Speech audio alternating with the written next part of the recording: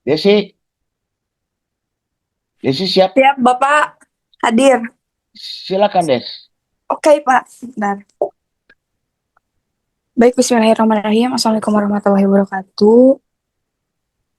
Izin, di sini saya akan membacakan hasil dari makalah yang sudah saya buat. Judul Mahjab Filsafat Hukum. Di dalam daftar isi ada bab 1, pendahuluan tentang latar belakang masalah. Yang pertama, latar belakang masalah. Hukum sebagai hasil dari proses dialektika yang evolusioner dalam masyarakat, harus tetap beradaptasi dengan perkembangan zaman. Hukum yang dulunya dianggap sebagai suatu keharusan, seiring waktu mulai ditinggalkan dan digantikan oleh hukum yang lebih relevan dan konteks tertentu. Namun, kajian yang menarik dalam perkembangan ilmu hukum adalah bahwa tidak ada loncatan revolusioner dalam evolusinya, seperti yang terjadi dalam ilmu eksak. Hukum sebagai ilmu berkembang secara kumulatif dan evolutif, di mana perkembangannya tidak dapat diprediksi secara matematis, melainkan memerlukan pendekatan filosofis yang berkaitan dengan keyakinan individu atau masyarakat terhadap hukum tersebut. Dalam tulisan ini, penulis akan berusaha mendeskripsikan evolusi paradigma hukum yang berkembang dan menjadi acuan bagi masyarakat global dalam praktik hukum. Penting untuk dicatat bahwa filsafat hukum bukanlah cabang dari ilmu hukum, melainkan bagian dari filsafat itu sendiri. Sejarah filsafat hukum seringkali sejalan dengan sejarah filsafat secara umum. Aliran-aliran dalam filsafat hukum dapat dikelompokkan ke dalam beberapa kategori besar, seperti materialisme, idealisme, dualisme, dari aspek ontologi, serta empirisme, nasionalisme, positivisme, dan intuisionisme dari aspek epistemologi. Hukum ada di seluruh dunia, di mana terdapat interaksi antara manusia. Ilmu pengetahuan hukum menyatakan bahwa tidak ada fenomena yang dapat disebut universal secara abstrak, sama seperti tidak ada bangsa di bumi yang tidak memiliki awal mula hukum. Pertanyaan mengenai hukum seringkali dimulai dengan apa itu hukum, demikian pula dengan filsafat hukum, yang akan kita mulai dengan membahas apa itu filsafat hukum. Namun, sebelum membahas hal ini, penting untuk terlebih dahulu mendiskusikan istilah filsafat. Hal ini krusial karena filsafat merupakan induk dari filsafat hukum itu sendiri. Oleh karena itu, tidak mungkin membahas filsafat hukum tanpa menyentuh peristilahan filsafat. Dan kita akan memulai dengan membahas filsafat. Filsafat sebagai induk dari ilmu pengetahuan memiliki makna yang luas. Misalnya, Plato menggambarkan filsafat sebagai ilmu atau ajaran tentang kenyataan abadi. Sementara Aristoteles menyebutnya sebagai ilmu atau ajaran tentang kebenaran yang mencangkup metafisika, logika, retorika, etika, ekonomi, politik, dan estetika. Ruang lingkup filsafat setidaknya mencakup 4 hal: apa yang dapat kita ketahui, apa yang harus kita lakukan, apa yang kita harapkan, dan apa itu manusia. Dalam perjalanan sejarahnya, filsafat selalu membahas masalah sehari-hari atau situasi manusiawi. Perkembangan filsafat barat telah berfokus pada sejarah filsafat dan membahas istilah serta bahasa yang digunakan untuk menyampaikan pemikiran-pemikirannya. Pada titik ini, filsafat terasa semakin kompleks dan menjauh dari realitas kehidupan sehari-hari, menjadikan topik yang sulit dipahami karena telah beralih dari kenyataan yang ada. Hal ini pernah diungkapkan oleh Harold F. Titus 1984 melalui beberapa pertanyaan mendasar. Apa yang terjadi pada filsafat sehingga menjauh dari kehidupan pokok? Mengapa disiplin fundamental ini menjadi kurang diperhatikan oleh manusia dan masyarakat? Mengapa para filsuf merasa puas dengan keadaan tersebut? Hukum dan filsafat adalah dua disiplin ilmu yang saling terkait dalam membangun pemahaman mendalam tentang konsep keadilan, norma, dan aturan yang mengatur kehidupan sosial. Filsafat hukum berusaha menggali makna hakiki dari hukum dan menjawab pertanyaan mendasar mengenai apa itu hukum, tujuan hukum, serta bagaimana hukum diterapkan secara adil dan benar. Latar belakang permasalahan ini muncul dari kenyataan bahwa dalam sistem hukum yang ada, seringkali terdapat ketidaksesuaian antara aturan hukum dan keadilan substantif yang dihadapkan oleh masyarakat. Norma hukum seringkali bersifat kaku dan formalitis, sementara kehidupan manusia tidak selalu dapat diatur secara mekanis.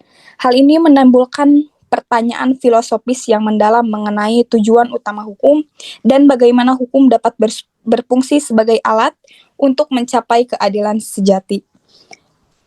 Rumusan masalah. A. Bagaimana proses evolusi hukum dalam masyarakat dan faktor-faktor apa saja yang mempengaruhi perubahan hukum seiring dengan perkembangan zaman. B. Apa perbedaan antara filsafat hukum dan ilmu hukum serta bagaimana hubungan keduanya dalam konteks pemahaman keadilan dan norma.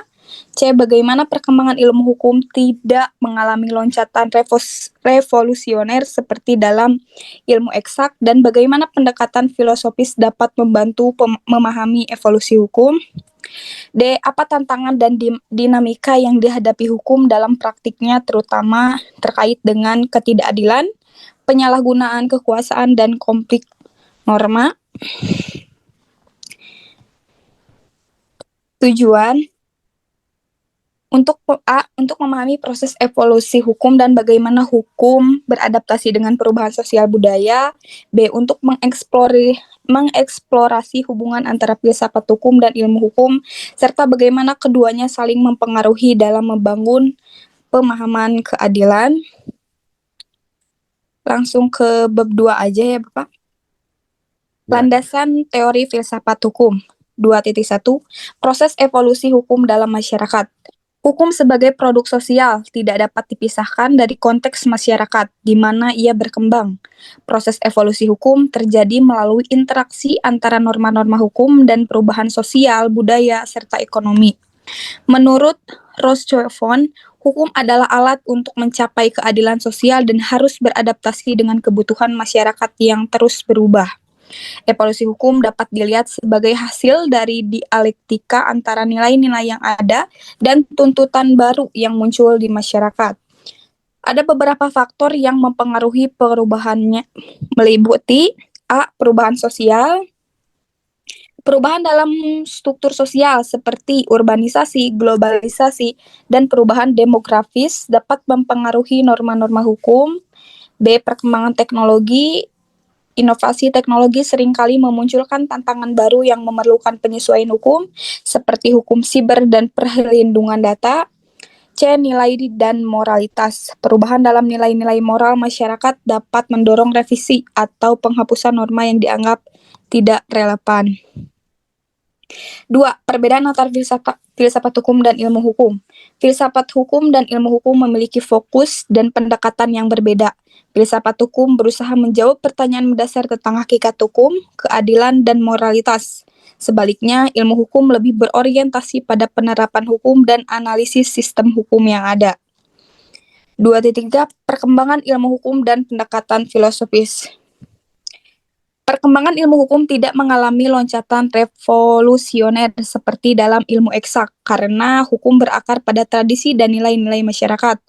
Menurut Thomas Kuhn, perubahan dalam ilmu pengetahuan seringkali terjadi melalui revolusi paradigma, tetapi dalam hukum, perubahan lebih bersifat kumulatif dan evolutif. Pendekatan filosofis membantu memahami evolusi hukum dengan memberikan kerangka untuk menganalisa bagaimana hukum dapat berfungsi secara adil dan efektif.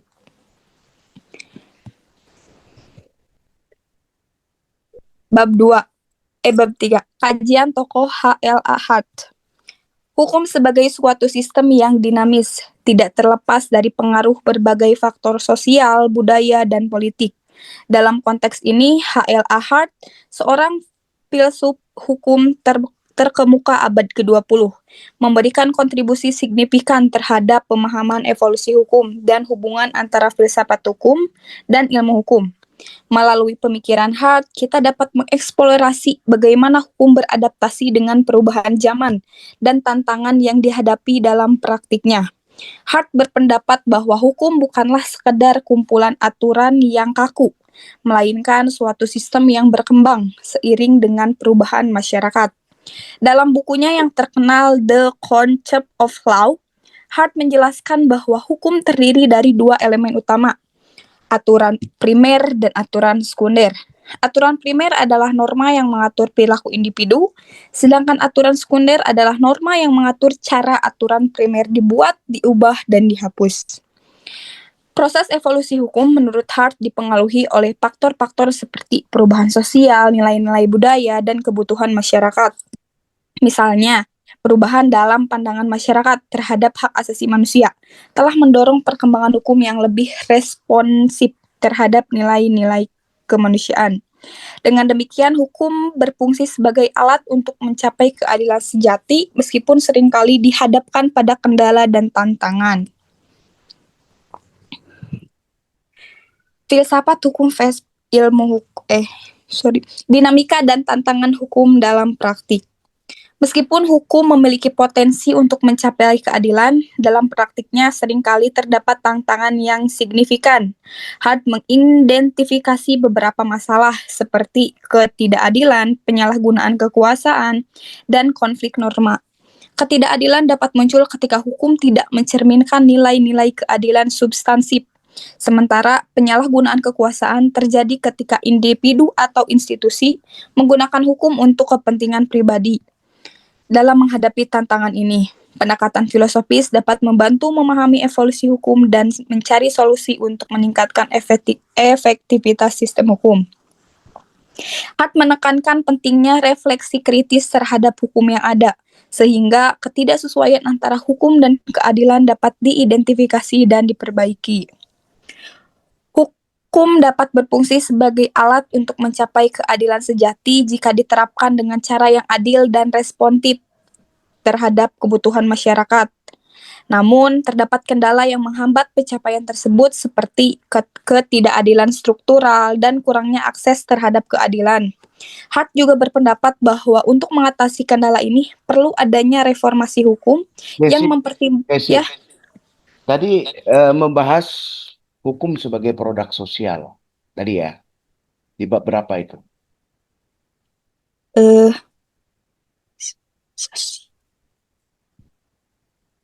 Seharusnya ya tidak bisa mengklaim hukum itu sebagai produk sosial semata.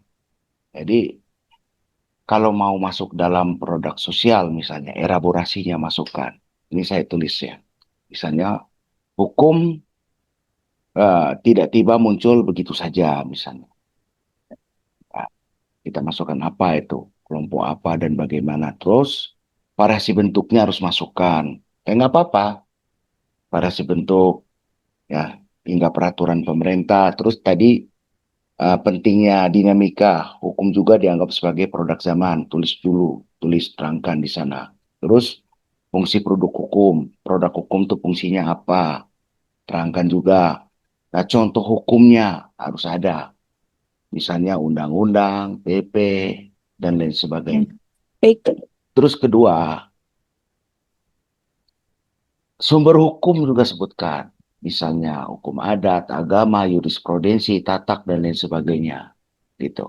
Karena ada juga kalau mau didebatkan, bagaimana dengan konsep politik hukum? Gitu. Sebenarnya udah bagus, ya tidak ada masalah. Tapi kurang menguraikan, karena tadi ku dengar satu persatu uraiannya. Coba lanjut lagi. Lanjut. Langsung ke bab 4. Yang tadi dibaca sampai di mana?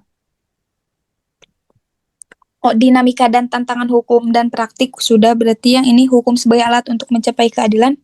Boleh itu, masuk. Hukum dapat berfungsi sebagai alat untuk mencapai keadilan sejati jika diterapkan dengan cara yang adil dan responsif terhadap kebutuhan masyarakat. Namun terdapat kendala yang menghambat pencapaian tersebut seperti ketidakadilan struktural dan kurangnya akses terhadap keadilan. Hart berpendapat bahwa untuk mengatasi kendala ini perlu adanya reformasi hukum yang mempertimbangkan nilai-nilai kemanusiaan dan keadilan. Pemikiran H.L.A. Hart memberikan wawasan yang mendalam tentang proses evolusi hukum dan hubungan antara filsafat hukum dan ilmu hukum, dengan memahami dinamika hukum dan tantangan yang dihadapi dalam praktiknya. Kita dapat mengembangkan sistem hukum yang lebih responsif dan adil. Kajian ini tidak hanya memberi dasar teoritis yang kuat bagi perkembangan hukum, tetapi juga mendorong refleksi kritis terhadap sistem hukum yang ada. Bab 4, tinjauan terhadap relevansi pemikiran H.L.A. Hart dalam konteks Indonesia. Pemikiran H.L.A. Hart mengenai hukum dan evolusinya memiliki relevansi yang signifikan dalam konteks Indonesia, sebuah negara yang kaya akan keragaman budaya dan sosial. Dalam bab ini, kita akan mengeksplorasi bagaimana konsep-konsep yang dikemukakan oleh Hart itu untuk memahami dinamika hukum di Indonesia serta tantangan yang dihadapi dalam mencapai keadilan dan norma yang adil. Seperti yang diungkapkan Hart, hukum adalah sistem yang berkembang seiring dengan perubahan masyarakat. Di Indonesia, proses evolusi hukum terlihat jelas dalam perubahan undang-undang dan kebijakan yang dihasilkan dari tuntutan masyarakat. Misalnya, reformasi hukum yang terjadi pasca reformasi 1998 menunjukkan bagaimana perubahan sosial dan politik mempengaruhi sistem hukum. Hukum yang awalnya dianggap kaku dan tidak responsif terhadap kebutuhan masyarakat mulai mengalami perubahan dengan penekanan pada HAM dan keadilan sosial. Hart juga menekankan pentingnya aturan sekunder dalam sistem hukum di Indonesia, pengembangan mekanisme hukum seperti Mahkamah Konstitusi, dan Komisi Nasional HAM atau Komnas HAM merupakan contoh penerapan aturan sekunder yang bertujuan untuk memastikan bahwa hukum dapat beradaptasi dengan kebutuhan masyarakat dan melindungi hak-hak individu. Di Indonesia, perdebatan antara filsafat hukum dan ilmu hukum juga sangat relevan. Filsafat hukum seringkali diabaikan dalam praktik hukum sehari-hari yang lebih fokus pada penerapan hukum positif. Namun, pemikiran Hart mengingatkan kita akan pentingnya pertimbangan nilai-nilai moral dan keadilan dalam setiap aspek hukum. Dalam konteks ini, pendidikan hukum di Indonesia perlu mengintegrasikan filsafat hukum untuk membentuk pemahaman yang lebih komprehensif tentang keadilan. Sebagai contoh, dalam kasus-kasus yang melibatkan pelanggaran HAM, pendekatan yang hanya berfokus pada hukum positif seringkali tidak cukup untuk mencapai keadilan. Oleh karena itu, pemikiran Hart tentang hubungan antara filsafat hukum dan ilmu hukum dapat menjadi panduan bagi para praktisi hukum dan pembuat kebijakan di Indonesia untuk menciptakan sistem hukum yang lebih adil dan juga responsif. Tantangan yang dihadapi oleh sistem hukum di Indonesia sangat kompleks. Masalah ketidakadilan, penyalahgunaan kekuasaan, dan konflik norma seringkali muncul dalam praktik. Hart mengidentifikasi bahwa hukum dapat disalahgunakan oleh individu ataupun institusi untuk kepentingan pribadi, dan ini sangat relevan dalam konteks Indonesia, di mana korupsi dan penyalahgunaan kekuasaan masih menjadi masalah serius. Dalam menghadapi tantangan ini, pendekatan filosofis yang diusulkan oleh Hart dapat membantu para pemangku kepentingan untuk melakukan refleksi kritis terhadap sistem hukum yang ada. Misalnya, dengan mempertimbangkan nilai-nilai kemanusiaan dan juga keadilan. Reformasi hukum dapat diarahkan untuk mengatasi ketidakadilan struktural yang ada di dalam masyarakat. Hukum di Indonesia memiliki potensi untuk menjadi alat yang efektif dalam mencapai keadilan, tetapi hal ini tergantung pada bagaimana hukum tersebut diterapkan. Hart menekankan bahwa hukum harus responsif terhadap kebutuhan masyarakat, dan ini sangat penting dalam konteks Indonesia multikultural. Hukum yang adil harus mampu mencerminkan nilai-nilai dan norma-norma yang dianut oleh berbagai kelompok dalam masyarakat. Namun, kendala seperti kurangnya akses terhadap keadilan dan keadilan struktur masih menjadi tantangan besar. Oleh karena itu, bagi para pembuat kebijakan dan praktisi hukum untuk mengadopsi pendekatan yang lebih inklusif dan responsif terhadap kebutuhan masyarakat, sebagaimana yang diusulkan oleh Hart. Pemikiran Hart memberikan wawasan yang berharga dalam memahami dinamika hukum. Sudah, Bapak? Izin ke bab 5 langsung atau gimana? Sampai bab berapa? Bab 7 kan semuanya, sampai Daftar isi diisi. diisi, Bapak. Saya lihat kan lebih banyak kajian hukum, filsafat dalam hukum ya, bukan ke mazhab dan aliran. Tapi nggak apa-apa, bagus. Coba ambil kesimpulan, baca. Kesimpulan ada?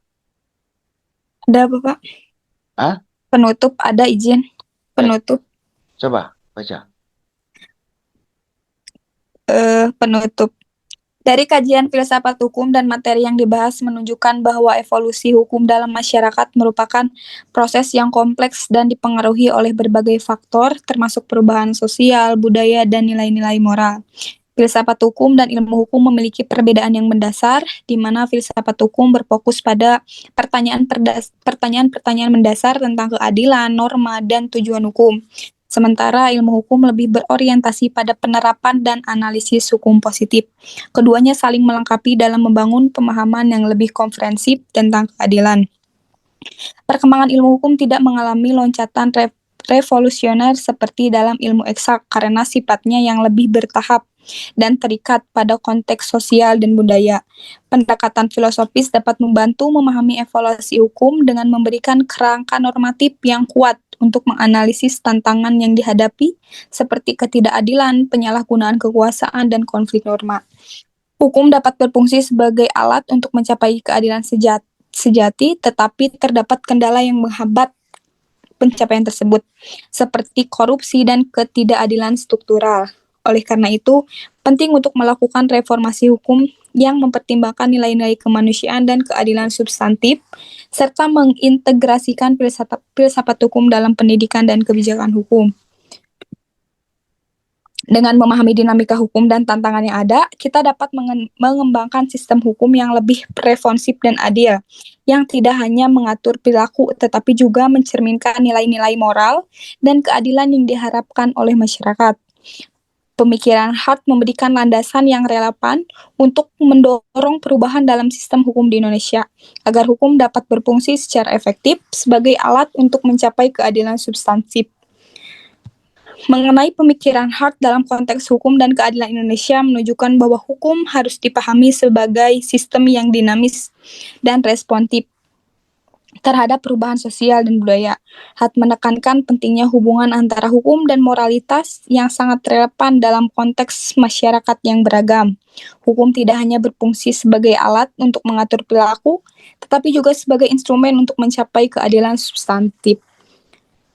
Reformasi hukum yang mempertimbangkan nilai-nilai dan norma-norma masyarakat menjadi sangat penting, terutama dalam menghadapi tantangan seperti ketidakadilan dan penyalahgunaan kekuasaan. Dengan mengintegrasikan pemikiran filosofi Hart, para pembuat kebijakan dan praktisi hukum diharapkan dapat lebih peka terhadap konteks sosial dan budaya sehingga hukum dapat mencerminkan keadilan yang diharapkan oleh masyarakat. Izin Bapak, paling segitu. Oke. Semua itu dimasukkan ke CIPIMA ya? Ya, sudah Bapak izin.